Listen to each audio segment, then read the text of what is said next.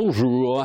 L'abrogation de l'Obamacare, promesse de campagne de Donald Trump, dont l'investiture en qualité de 45e président des États-Unis aura lieu vendredi, pourrait crisper quelque peu l'ambiance lors de la cérémonie de passation de pouvoir à la Maison-Blanche. Car en touchant à l'un des nerfs de la politique sociale de son prédécesseur, Trump s'en prend à l'une des mesures emblématiques et populaires de l'ère Obama.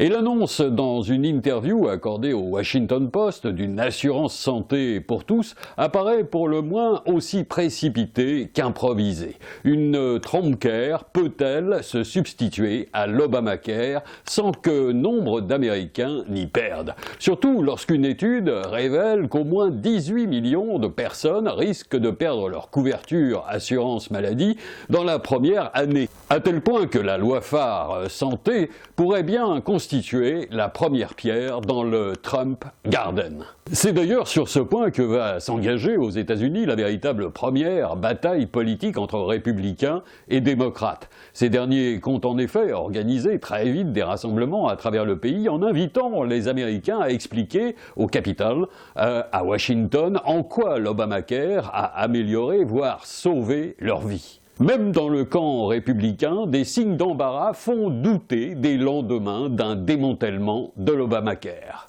Une opération qui pourrait avoir des fâcheuses retombées sur l'opinion publique et des conséquences économiques plus importantes que prévues, notamment pour le secteur des assurances. Détruire est une chose, reconstruire en est une autre, d'autant que nous ne sommes plus là dans le registre Tower de l'immobilier. Le fait d'avoir vanté les mérites d'une assurance santé pour tout le monde et promis de beaucoup plus faibles franchises vise à calmer les esprits. Mais cette idée est loin de faire l'unanimité parmi les républicains du Congrès qui témoignent parfois ouvertement leurs réserves sur les plans établis par les conseillers de Trump en la matière. Tom Price, nommé au poste de secrétaire d'État à la santé et aux services sociaux, se montre lui-même dubitatif. Alors bien entendu, les républicains n'hésitent pas à parler de désinformation face aux critiques formulées par les démocrates.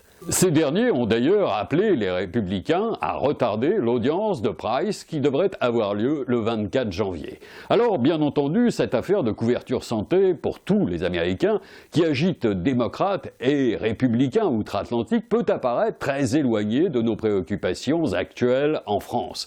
Toutefois, la réaction des Français aux annonces faites lors d'un débat de la primaire de la droite et du centre par François Fillon, candidat républicain à la présidentielle de 2017 concernant l'assurance maladie, a jeté un froid. En proposant de limiter la prise en charge aux pathologies lourdes et en mettant du même coup les autres affections aux bons soins des assurances privées et mutuelles, il a touché un nerf sensible. En France, aux États-Unis, comme dans tous les pays développés, voire émergents, la même mise en garde se fait entendre. Assurance santé, chaud devant, chaud devant.